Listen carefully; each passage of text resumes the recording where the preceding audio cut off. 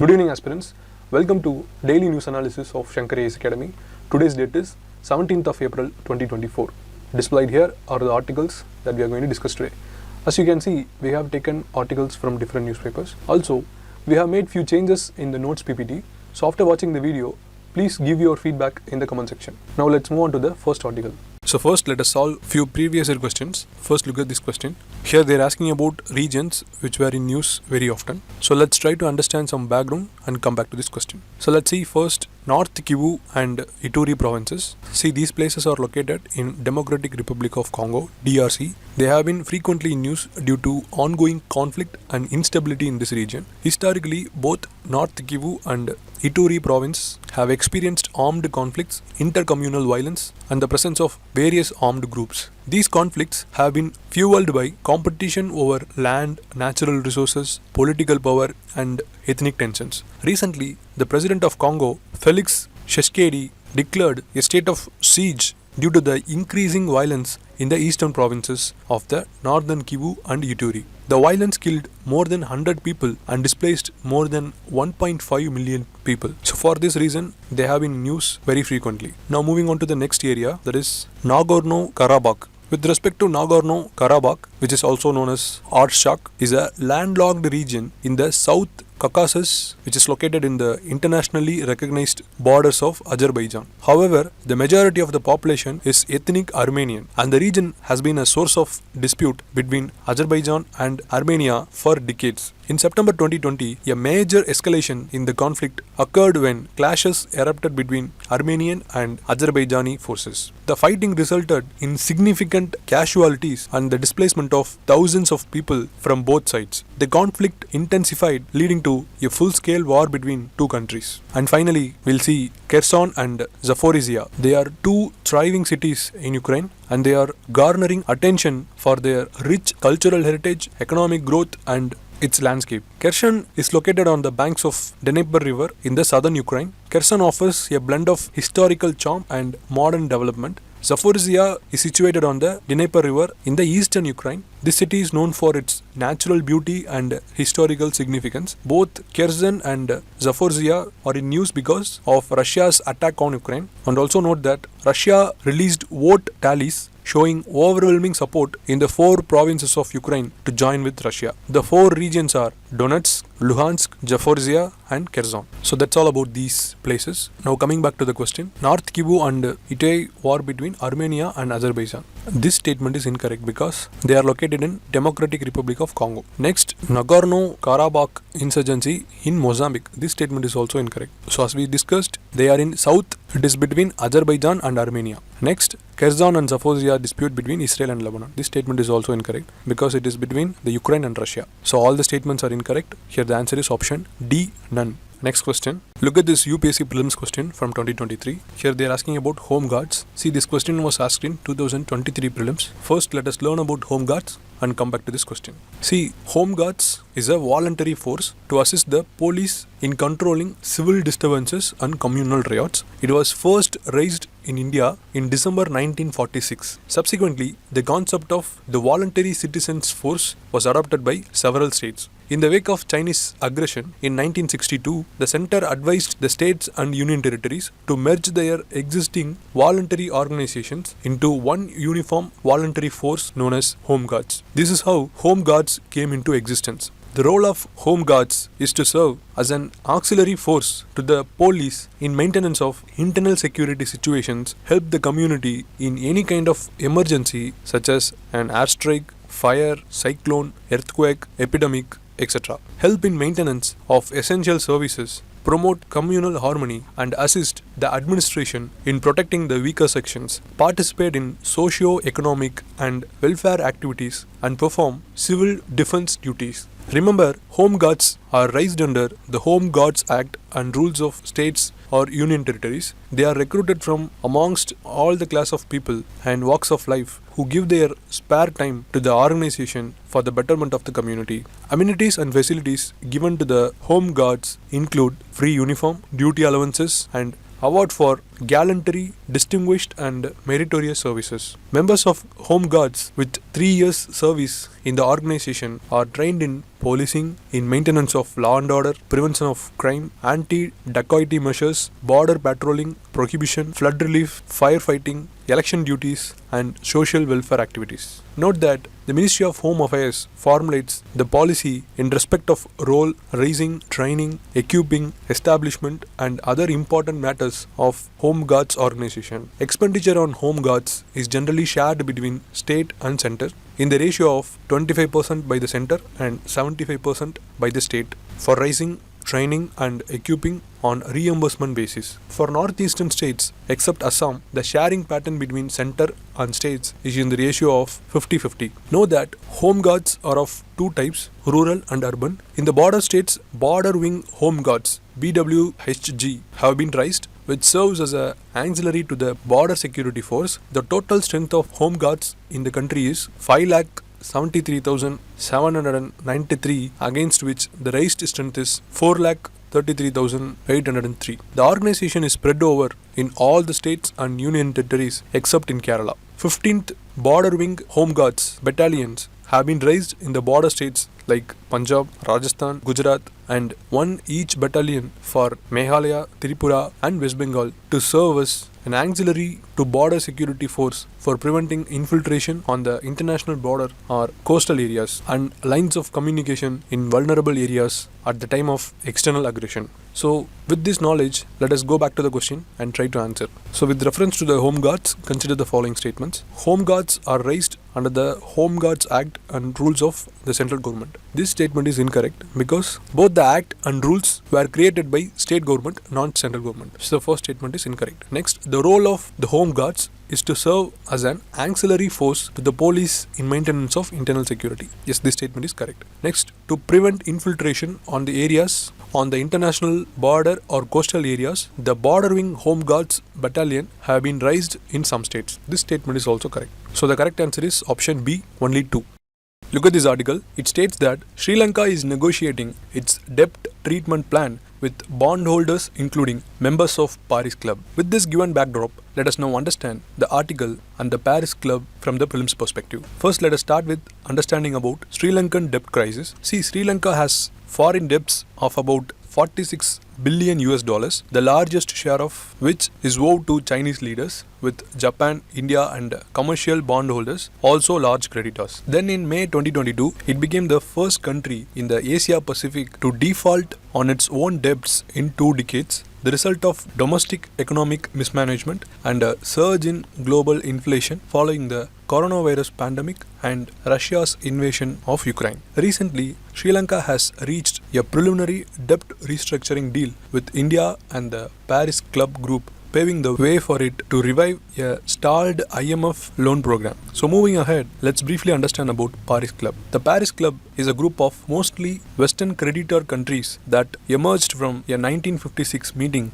where Argentina agreed to meet its public creditors in Paris. It serves as a forum where official creditors meet to address payment difficulties faced by debtor countries. Its objective is to find sustainable debt relief solutions for nations struggling to repay bilateral loans. Its members include countries like Australia, Canada, France, Germany, Japan, USA and others. Here know that all 22 members belong to the Organization of Economic Cooperation and Development, that is OECD. In this context, it is important to note that the Paris Club has reached 478 agreements with 102 debtor countries since its inception. Total debt treated under these agreements is 614 billion US dollars since 1956. Here note that Paris Club treats public claims, that is those due by the governments of debtor countries and by the private sector, guaranteed by the public sector to Paris Club members. A similar process occurs for public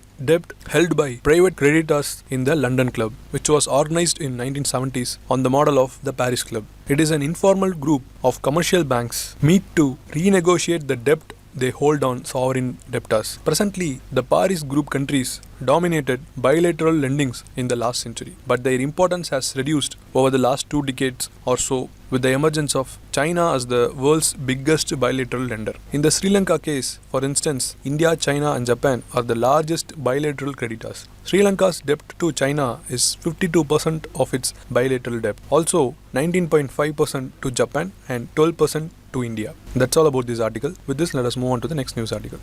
Look at this Indian Express article. It talks about the recent attack of Iran on Israel and how Israel have responded to it. With this backdrop, let us cover this article. Firstly, let us try to understand the background of this attack. See, on October 7, 2023, Hamas-led militants stormed across the border into Israel. Hamas hoped that other regional adversaries of Israel would join the conflict. Here know that the Hezbollah, Houthi, which are backed by Iran, have been involved in Israel-Hamas. They pressure Israel to cease war with Hamas. In response to this, Israeli war jets targeted an Iranian consulate in Syria, resulting in the death of senior Iranian military commanders. This made Iran launch over 300 drones and missiles on Israel as a response to the Damascus strike, a significant attack that was largely neutralized by Iran's Iron Dome air defense system and international support. Also note that the US played a significant role in countering the attack, deploying air defense missiles and aircraft in this region. Here it is important to note that Israel's missile defense network includes 4 layers: Iron Dome, short range; David's Sling, low to middle range; Arrow 2, upper atmospheric; and Arrow 3, exo-atmospheric. The US has provided considerable financial support for these defense systems with a cooperation dating back to 2011. Firstly, Israel's Iron Dome air defense system is a short-range ground-to-air air defense system that includes a radar and Tamir interceptor missiles that track and neutralize any rockets or missile aimed at Israeli targets. It is used for countering rockets, artillery and mortars, as well as aircrafts, helicopters and unmanned aerial vehicles (UAVs), and is capable of being used in all weather conditions including the day and night. It was developed by the state-run Rafael Advanced Defense Systems and Israel Aerospace Industries and was deployed in 2011. Rafael claims a success rate of over 90% with more than 2,000 interceptions. However, experts agree the success rate is over 80%.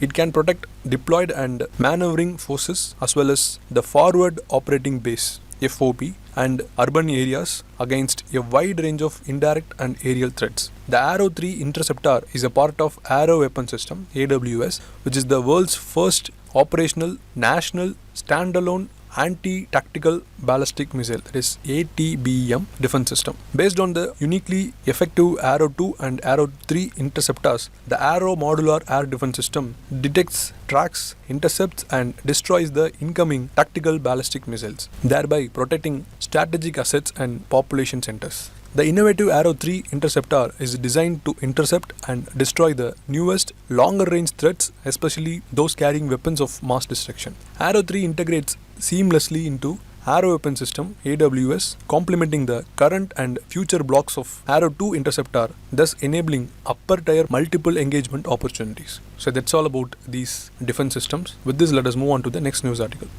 Look at this article. This text and context article talks about sovereign green bonds. Few days back, RBI gave approval to investments in the country's sovereign green bonds by the foreign institutional investors. This step has been taken to widen the pool of capital required for India's green energy transition. In this context, let us learn few facts about foreign institutional investors using our mains answer writing practice. Look at this question. How will investments by foreign institutional investors in the green government securities accelerate India's transition to a low carbon economy, and what are the challenges and solutions? This is the question. So this can be asked in GS paper 3 under the syllabus mentioned here. See, this is a very straightforward question. So in the introduction part, you can give an overview about sovereign green bonds and then write about the recent developments in allowing the foreign institutional investors to invest in the sovereign green bonds. Then you can split the main body of the answer into 2 parts. First, you have to write about how will investments by foreign institutional investors in sovereign green bonds will aid India's transition to a low carbon economy. And then you can write about the challenges associated with it along with the solutions. This is how we are going to approach this particular question. So moving on to the introduction part,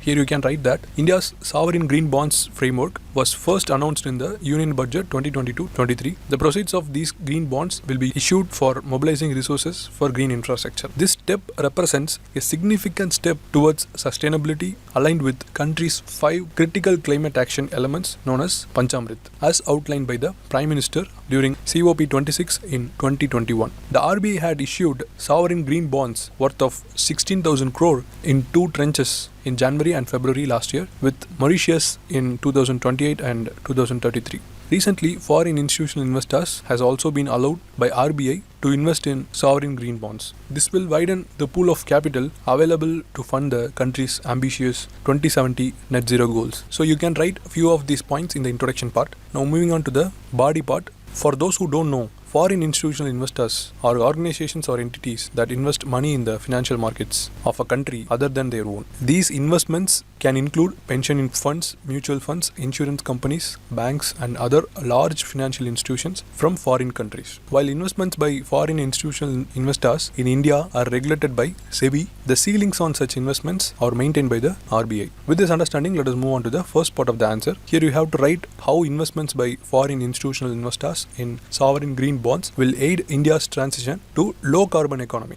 You can write that first. Allowing the foreign institutional investors to invest in a green government securities expands the available capital for funding green projects. This also aids India in achieving ambitious targets set for the transition to a low carbon economy, including achieving 50% of energy from non-fuel sources by 2070 and reducing carbon intensity by 45%. Secondly, foreign investments in green securities signals confidence in India's commitment to sustainability and environmental stewardship. Thirdly, foreign institutional investments bring diverse expertise, capital, and perspectives to green investments. Fourthly, investments in green projects create employment opportunities in sectors such as renewable energy, energy efficiency, and sustainable agriculture. Finally, India's green projects often face funding gaps due to the long-term nature of investments and perceived risks. Foreign institutional investors, with their appetite for sustainable investments and willingness to embrace greenium, that is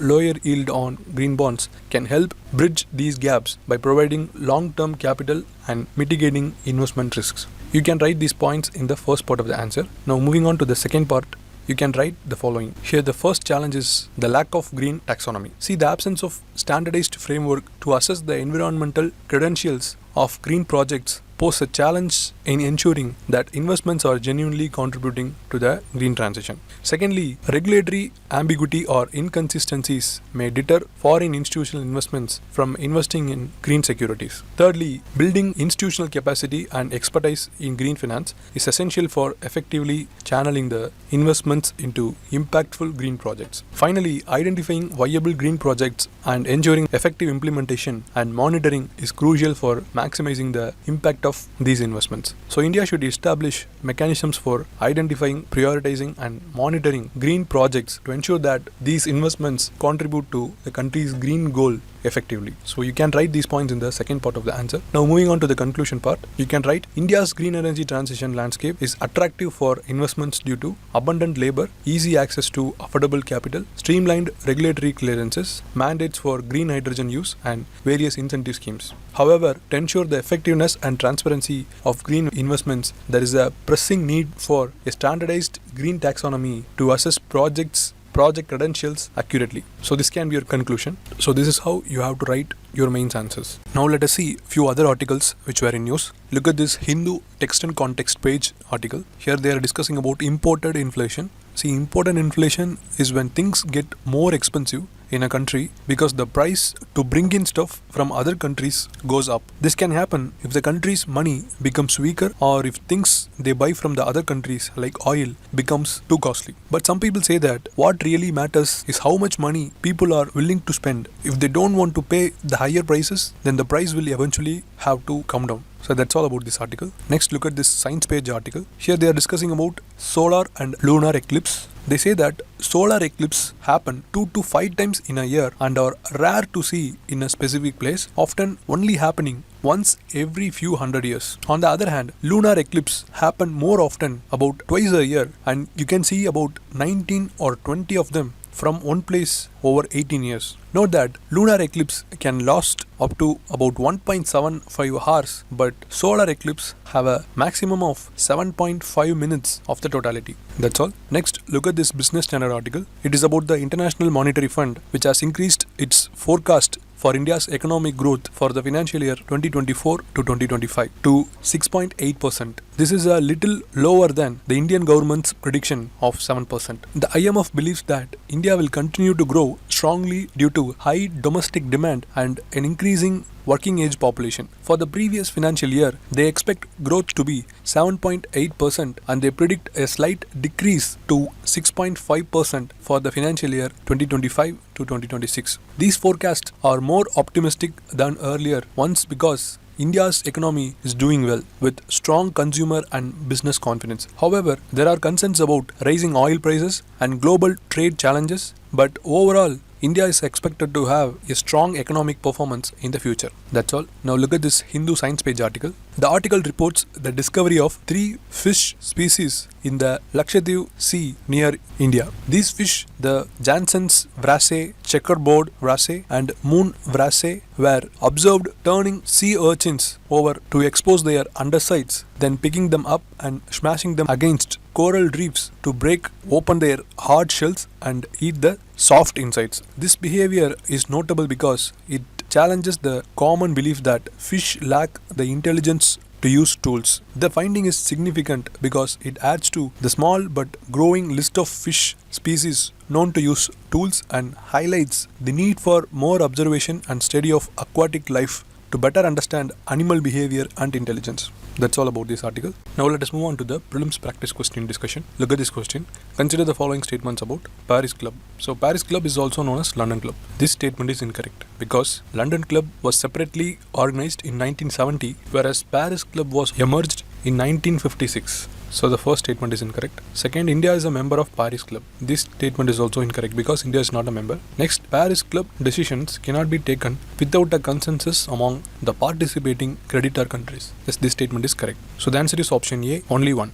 Next question, consider the following statements about Israel's Iron Dome. It will counter aircraft, helicopters and unmanned aerial vehicles fired from distances of up to 70 kilometers. Yes, this statement is correct. Next, the system is designed to intercept and destroy short-range rockets and artillery shells. This statement is also correct. Here they are asking which are all the statements are correct. So the answer is option C, both 1 and 2. With this, we come to the end of this news article discussion.